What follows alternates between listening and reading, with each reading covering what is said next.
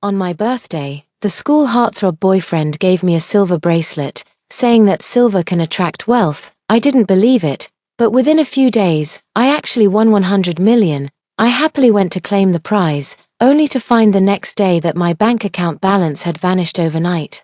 Not only that, but I was also paralyzed from the waist down, and my face looked 30 years older. I tearfully turned to my boyfriend for help, only to find that he, who was supposed to be from a poor family, was now driving a sports car, and his supposedly paralyzed sister could suddenly stand up overnight, while his 60-year-old mother had transformed into a woman who looked like she was 20. I confronted him, asking if there was something wrong with the silver bracelet. He shoved me hard to the ground. "Where did this lunatic come from? You must have watched too much TV and gone mad." After dying with resentment, I was reborn on the day of my birthday. My boyfriend looked at me with ill intentions, holding a silver bracelet in his hand, ready to slip it onto my wrist. At the birthday party, just after finishing the birthday song, my best friend suddenly announced, "Our campus heartthrob, to show his sincerity, has specially prepared a surprise for Sage, the Pei family's ancestral silver bracelet." Upon hearing the words ancestral, our friends all started cheering excitedly. I'm excited too, but unlike the joy from my past life. Seeing that silver bracelet glowing faintly, I clenched my fists tightly, realizing I had been reborn. "Sage Lin, let me put it on for you." My boyfriend, Levi Pei, unaware of my unusual reaction, reached out to put the silver bracelet on me amid the crowd's cheers. Thinking of everything these two had plotted in my previous life, I jerked my hand back abruptly. Clang! The wine glass shattered, and the once lively atmosphere instantly fell silent. My boyfriend looked at me suspiciously.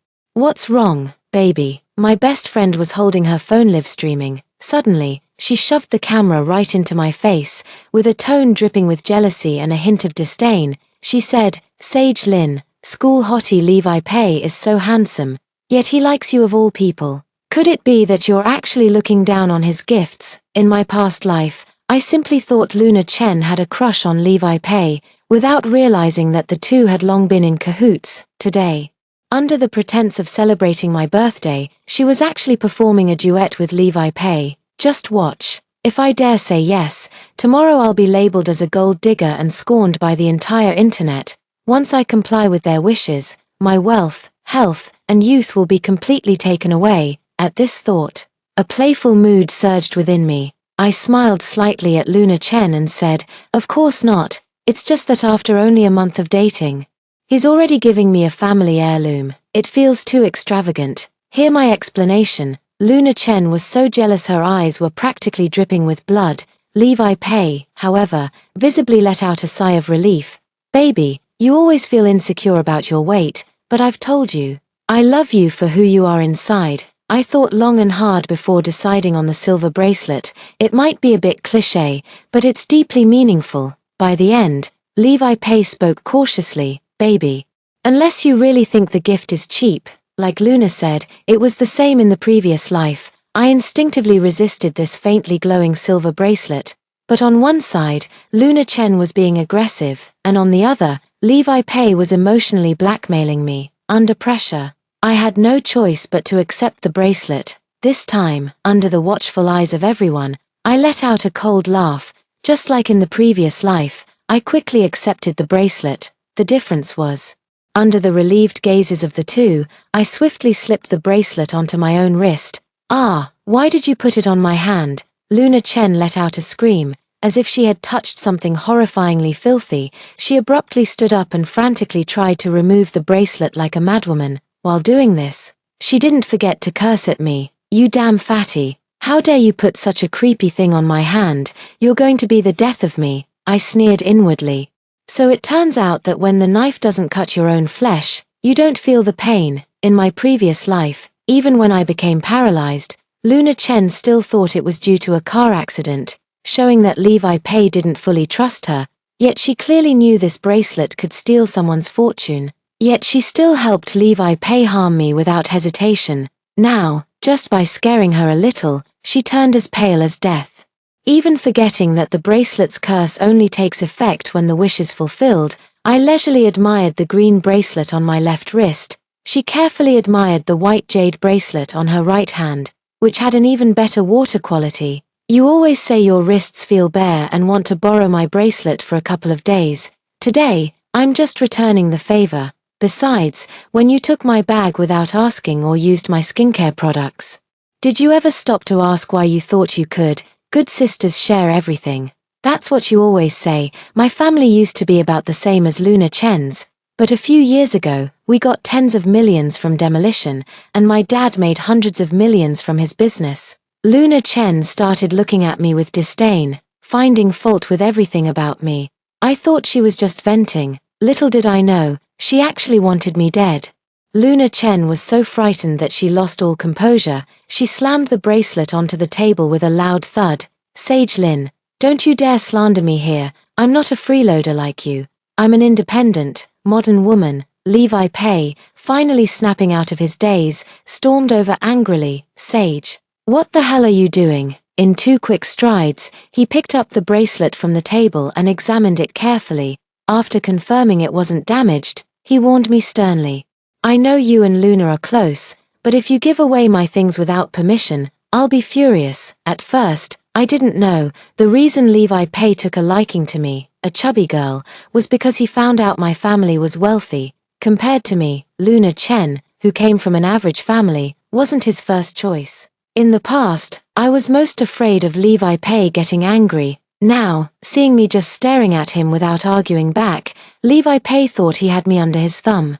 And his expression turned smug. He slipped the bracelet onto my wrist in one swift motion, his eyes sparkling with mischief as he coaxed me. Sweetheart, you haven't made your birthday wish yet. Quick, wish to win 100 million. This silver bracelet of ours is a real wealth magnet, you know. I let out a mocking laugh. Pretend to clasp your hands together and make a wish. I just opened my eyes, before I could even blow out the candles. Levi Pei grabbed my shoulders with both hands and anxiously asked, "So baby, did you wish to win 100 million? I grinned and said, "Of course not, it's my birthday. Why would I wish for 100 million? Levi Pei didn't expect that I actually didn't follow his advice. After 3 seconds of reaction, he slammed the table hard and stood up abruptly, roaring at me in an almost hoarse voice. Sage Lin, you big idiot. Do you have any idea what you've just missed out on? Because the movement was sudden, all my friends were stunned. Levi Pei. Have you lost your mind? What's gotten into you? Seeing him so worked up, I leisurely blew out the candle. Not only did I smile at him, but I also playfully winked. Darling, if your silver bracelet can attract wealth, how could 1 billion be enough? Of course, we should aim for 10 billion. 1 billion. Seeing me grinning, Levi Pei froze. The expression on his face shifted from anger to shock, and finally to greed and overwhelming joy, hearing the crowd still criticizing him. Levi Pei seemed to suddenly remember what he had just said. He quickly sat down and apologized to me. Baby, I was wrong. I got too carried away just now. Please don't take it to heart. Of course, I wouldn't take it to heart. After all, what I want isn't his apology, it's his life. The birthday celebration is over. In a corner by a dumpster, I found a woman whose lower body had been amputated. Her hair was crawling with fleas, and she looked at me with pleading eyes. Could you spare me $1? Or maybe some food? The corners of my lips curled into a smile. I can offer you a chance to start anew. Want it? As soon as I finished my work, the first thing I did was rush home to find my dad. My dad was visibly surprised to see me. Isn't today a work day? How do you have time to come back? After receiving the demolition compensation, my dad leased an orchard in our hometown, and Luna Chen's father was responsible for purchasing pesticides. In my previous life, even when no one believed me, my dad waved his hand and said he would support me. And just when I thought that even without health and youth, I could at least help my dad manage the orchard, the day after returning home, all the fruit saplings died. It turned out that Father Chen, in order to take kickbacks, had bought fake pesticides. Not only that, but in an attempt to bankrupt my family and monopolize the orchard he co-owned, he even deliberately spread insect infestations. This caused my father's hair to turn white overnight, and he was driven to jump off a building by workers and loan companies. Thinking of this, I immediately urged my father to thoroughly check the accounts and had trusted individuals inspect the pesticides. Additionally, my father and I stayed up all night, urgently assessing the growth condition of the saplings. 3 days had passed by the time all the business was over. Fortunately, there was still time, although Mr. Chen's father had discussed the contract. He was still waiting for my dad to sign it. My dad broke out in a cold sweat from fright and immediately went to report the case. As for me, I could finally sleep peacefully. When I woke up, there were dozens of missed calls on my phone and a pile of messages from Levi Pei. Baby, did you buy a lottery ticket on your birthday night? If you win, you must tell me. Baby, I went to see some townhouses these days. Which one do you think looks more impressive? Baby, this Tesla looks great. What do you think? Looking at the flood of photos featuring villas and luxury cars, I raised an eyebrow and glanced at Levi Pei's profile picture with a look that said, "Are you serious?" I replied, "Are you sure? This Tesla costs over $1 million. The immediate response came, "Yeah. Although it's just the mid-range model, it's passable." After saying that, he quickly sent me his ID photos. Baby, if you buy a car, remember to put it under my name. Driving comes with risks, and I should be the one to bear them. Suppressing my disgust, I replied, "You only make $5,000 a month now. After deducting gas money, you can barely support yourself. Can you?" Levi Pei shamelessly said, "But I have you now, baby. Once you win that $1 billion, will our family even care about such small change? Besides, Luna Chen told me your dad bought you a 500,000 yuan BMW. I'm a man. I can't possibly drive a worse car than yours." I was stunned by his shamelessness. "Why don't you ask your dad to buy you one? The other party is typing." 3 minutes later, Levi Pei replied angrily, "Baby, I have to say this. Do you know how hard it was for my parents to raise me? How could I possibly mooch off them? But you're different. You're an only child. Your dad's money will eventually be yours anyway. Why not have our dad prepare a wedding house for us in advance?" After saying this, he pulled out the first villa photo. "I think this one looks good, and it's not too expensive, just 100 million. Just put it under my name, so you won't have to trouble yourself with property inspections or collecting keys later. I'd feel bad for you otherwise." I couldn't help but roll my eyes. "Truly worthy of you." Wu Dalang selling pots. Full of schemes. "Newton, are you going to do something about this?" "Newton, that's not my department. That's my brother Nyo Bai's job." I don't reply to Levi Pei's messages. Yet he bought various lottery tickets online in my name. He kept calling to remind me to check the results on time. Perhaps sensing my displeasure, he then apologized to me. "Baby, I just really want to have a home with you. I can't wait to marry you soon. If you're worried about putting names on the house or car, you can keep the money in your bank account first. Remember, it should be in a bank account under your own name. Having more savings gives a girl more confidence, right baby?" In my previous life, I didn't go home after celebrating my birthday, so I never got to see that smug face of Levi Pei. Now he keeps egging me on to make money, all to fuel his own luxury car purchases and womanizing. Of course, I wasn't about to give him the satisfaction. I simply quit my job outright and even bought equipment to work out at home every day.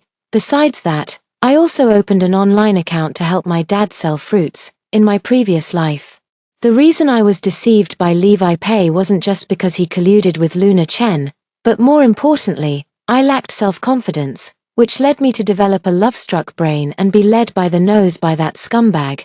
Now that heaven has given me a chance to make amends, I must improve myself from the inside out. Just like that, when I successfully lost 10 pounds, Levi Pei suddenly called me in the middle of the night. I turned it off and activated sleep mode. Early the next morning at dawn, Chen Xiaoting, who had driven 100 miles to rush home, angrily banged on my door. "Sage Lin, how could you just quit your job like that?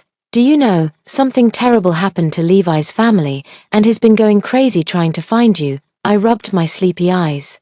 Yawning lazily, I said, "Why come to me if something happened to his family? I'm not his mother." Luna Chen choked on her words, pointing at me angrily, stammering you for what felt like ages. At this very moment, Levi Pei called again. Under Luna Chen's fierce gaze, I had no choice but to answer. Levi Pei sounded anxious. "Sage, where are you? Do you know my sister's condition has worsened? I can't find you anywhere. I'm going crazy." The doctor said her leg suddenly started rotting and growing hair for some reason, and it needs to be amputated. The surgery costs 200,000. Sage, my sister and I really need you right now. Can you come to the hospital? In the past, I might have rushed over immediately, but now, I slowly took a sip of water. Go find a doctor if your sister's condition is worsening. Why come to me? Besides, she's your sister, not related to me at all. Do you expect me to fork out 200,000? I didn't expect my words to sound so harsh. Levi Pei choked, but Luna Chen, the pure love warrior, couldn't take it anymore. She suddenly rushed forward and snatched my phone. Sage Lin, your future sister-in-law is sick, and here you are making sarcastic remarks.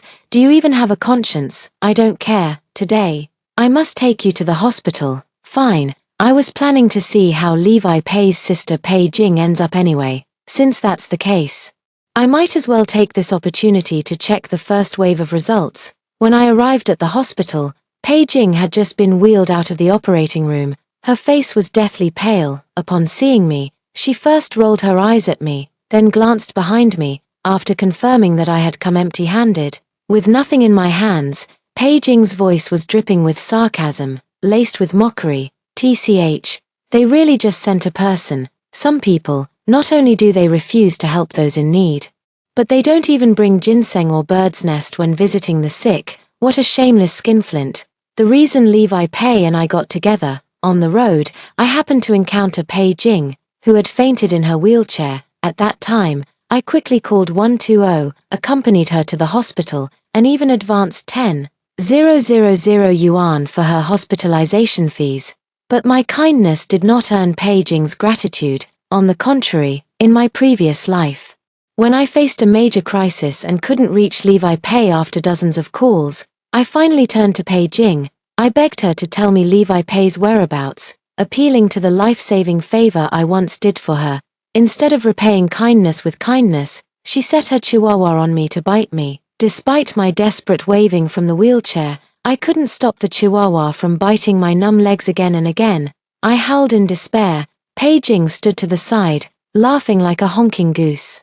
Honk honk honk, this is just too funny. Ha ha ha, Sage Lin, isn't this feeling of helplessness absolutely delightful? You saved me back then just to make me grovel with gratitude, didn't you? Well, how do you like my way of showing appreciation? Ignoring the pain in my hand, I tightened my grip on the chihuahua and snarled at her viciously. Pei Jing, if I hadn't called 120 in time, the doctor said you would have had to amputate. How can you treat me like this? Aren't you afraid of karma? Pei Jing kicked the chihuahua away, muttering under her breath about how useless it was. She crossed her arms and looked down at me with disdain. Karma, ha, that's my family's heirloom silver bracelet. Once it takes effect, there's no going back. You want revenge, want me paralyzed or amputated? Nah nah nah, maybe in your next life. Pei Jing made a face at me. Her expression was full of arrogance and recklessness. Thinking of this, I saw Pei Jing's sharp and mean face.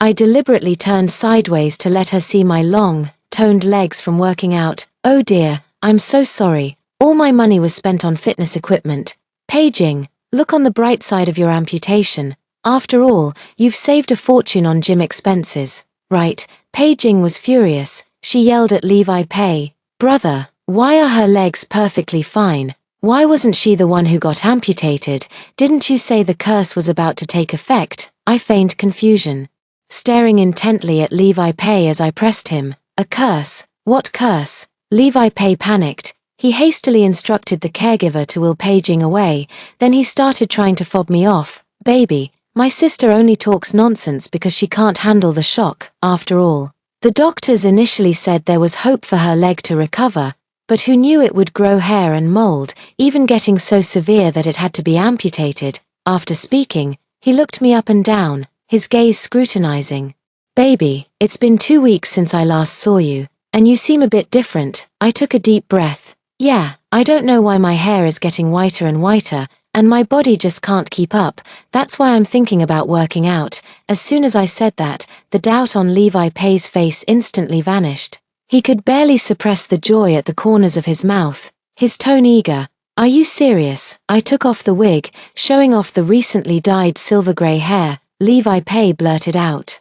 That's really great. What about the lottery ticket? Perhaps realizing his reaction was off, he coughed a few times and said, "Baby, I mean, it's really great that you've started working out, so, what about the lottery? How much did you win?" I took out my phone and opened the app one had prepared earlier. Look, $10,000. What? $10,000. Levi Pei thought he was seeing things and snatched my phone, frantically searching for the latest winning numbers. By the time we finished all this, half an hour had already passed. His voice choked with tears. "I've spent over 10,000 on these lottery tickets." After saying that, he looked at me again. "Sage Lin, did you really wish for $1 billion on your birthday night?" I didn't make any wish that night. But that didn't stop me from lying through my teeth. "Of course, it's just a matter of moving my lips. Who can't daydream?" Levi Pei glanced at my graying hair, as if finding comfort. "Forget it. I remember there's another lottery ticket that won't be drawn for a couple of days. Maybe the billion is there." After saying this, he carefully put away the lottery ticket. "Baby, when you win that billion, I'll have luxury cars and a villa, and my sister's leg can be saved." Levi Pei looked at me as if I were a savior. I sneered inwardly, afraid I was about to disappoint him, because I had resigned abruptly last time. This time, I deliberately went to my friend's company the next day to complete the resignation procedures. While riding the elevator, I came across a help-seeking post on Zero Hongshu. Suddenly appeared today. What is this? In the photo, a few ugly scars crawled across a young boy's chest. I recognized at a glance. This was Levi Pei's alt account. It seems that after exchanging health with Pei Jing, the old beggar is about to start stealing Levi Pei's youth. Someone replied below, "That's an age spot. OP, have you done something wrong recently?" The help post was quickly deleted. Within minutes, I just received a message from Levi Pei. "Baby, how's it going with the car and house we talked about last time? I heard you're back at the company today to handle some procedures, so I'm waiting for you downstairs at your office. The sun is so strong today." He deliberately chose the sunniest spot, just to post on social media. He even took a selfie. Wife busy working, me busy missing her, taking advantage of the last birthday party. He added quite a few of my friends. Soon, his social media post received a flood of likes. "What a great guy. So lucky to be your girlfriend." I sneered. In the past, when I asked him to pick me up from work, he'd make excuses, saying I was too fat. Now that I've slimmed down and become more attractive, he's trying to squeeze every last penny and ounce of affection from me before making off with $1 billion. I was just thinking about how to make the fish bite the hook. At this moment, an unconventional reply stormed into the comments section. "It's such a hot day, yet you made your boyfriend sit downstairs. Sage Lin, how could you be so inconsiderate?" I took a look. Well, isn't this Luna Chen, who took me to the hospital yesterday but was called away by a phone call? It's like taking candy from a baby. See, the fish is biting on its own. I was just editing a message for Luna Chen. Her text came rushing in impatiently. "Sage Lin, I see your whole family has had your conscience eaten by dogs. My father worked tirelessly for your family, and your father actually accused him of embezzlement. Levi has been so good to you, yet you couldn't even order him a coffee. Don't you and your father feel any guilt? In my previous life, my family went bankrupt."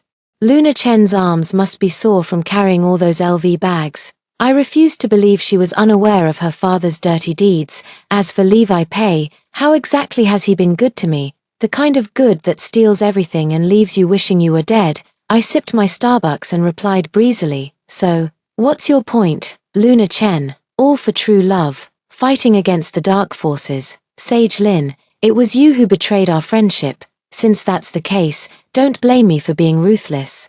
Now, I officially declare war on you. I'm going to take Levi back." I played along and replied, "What, you mean you and Levi?" Luna Chen said smugly. "You didn't know, did you? I've liked Levi for a long time. If it weren't for your family's money, do you think Levi would even look at you? My dad already told me your family's orchard is in trouble, and the fruit is about to rot in the fields. Once the lottery tickets you bought don't win, I don't believe Levi would still choose you over me."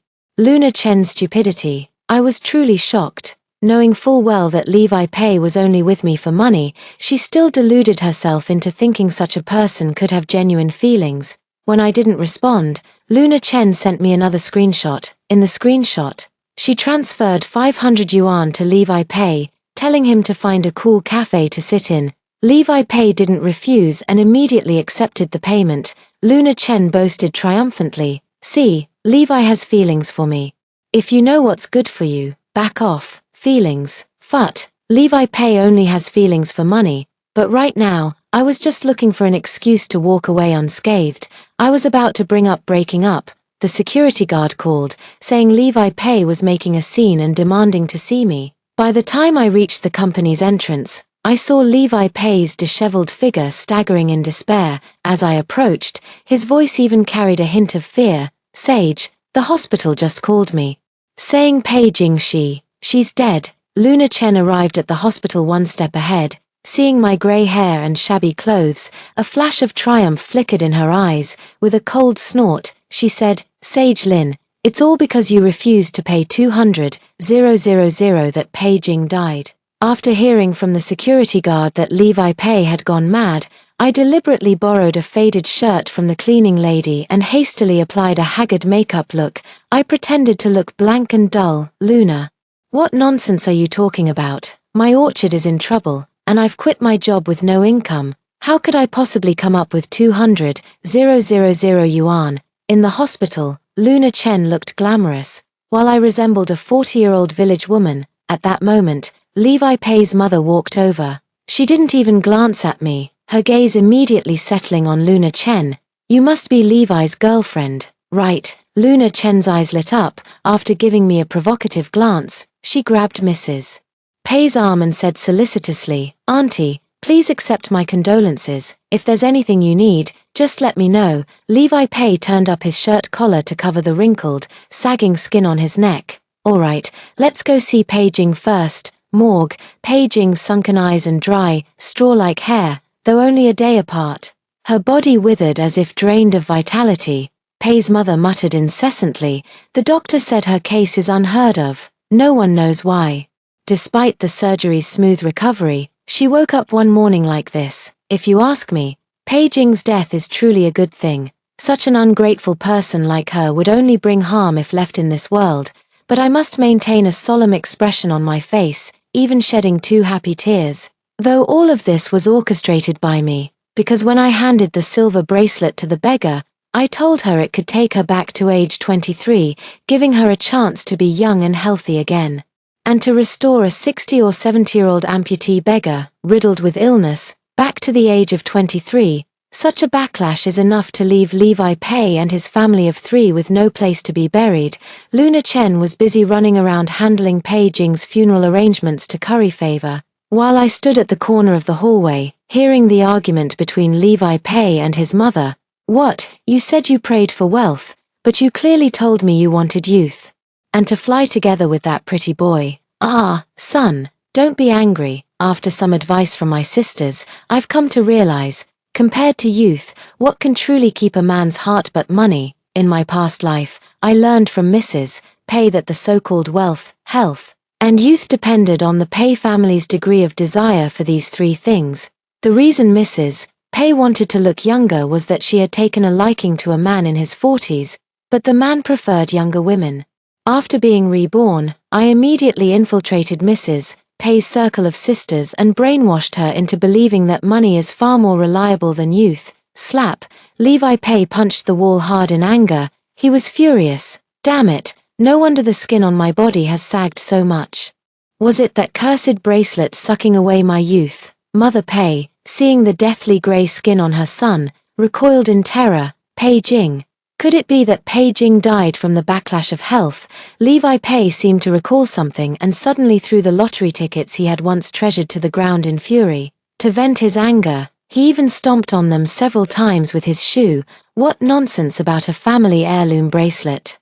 What winning a billion? I think that bracelet is nothing but bad luck. You'd better find a master to dispel it. Mother Pei was so frightened her legs gave way. She slumped to the ground. As if struck by a thought, she hurriedly pulled out her phone from her pocket. When she saw the numbers on the screen, her lips trembled, and her face turned ashen. It's over, 3 cents. Levi Pei, there's only 3 cents left in my bank account. I can't go on living. But Levi Pei still refused to give up. He grabbed his mother's collar fiercely. Damn old woman, I'm asking you, how can this be resolved? Mother Pei's eyes were empty. Warm tears soaked her aged skin. How would I know? I didn't even know this bracelet was useful. What I told you before was just hearsay. Levi Pei's hand went limp, his entire body seeming to lose its soul as he collapsed to the ground in despair. Just then, the crisp sound of high heels echoed from the hallway. Mrs. Pei's eyes darted as if she had grasped a lifeline. Son, didn't you say your girlfriend is rich? We can rely on her. Levi Pei frowned. Obviously, his first thought was of me. Mrs. Pei wiped away her tears and laughed. I noticed your girlfriend was wearing all high-end stuff. Didn't she say to come to her if we needed anything? We're short on money. She's got money. Isn't this a match made in heaven? Only then did Levi Pei realize his mother was talking about Luna Chen. His desperate expression instantly relaxed with relief. You're right, I know what to do now. I thought Levi Pei was going to break up with me. Unexpectedly, to my surprise, he proposed to me instead. I looked at him in astonishment. I thought I had misheard. Levi, are you crazy? It wasn't me who said that. But Luna Chen, under the pretense of thanking me for previously caring about Pei Jing, Pei's mother invited me and Luna Chen to dinner. At the table for four, Pei's mother smiled warmly. Xiao Lin. Since Pei Jing passed away, Levi is the only son I have left, so I want him to settle down soon and have children to carry on the Pei family line. After speaking, she glanced at Luna Chen again. I know you and Xiaolin are best friends. Our family doesn't have much money for the bride price. So I'd like to ask you to persuade her, because we can only afford 800. What, 800? Although I wish Levi Pei would drop dead as far away as possible. But she could actually say something like 8008, and I couldn't help but stand up in anger. Luna Chen was also completely stunned, but seeing how strongly I reacted, she quickly composed herself, seizing the opportunity to make me uncomfortable. Watching me get frustrated, she smiled gleefully. Auntie, please don't say that. Giving bride prices for marriage is a feudalistic idea. As women of the new generation, we should marry for love, not for money, at this point. She gave me a disdainful glance. Sage Lin, your family is giving away fruits for free, and now you're so worried about making ends meet that your hair has turned white.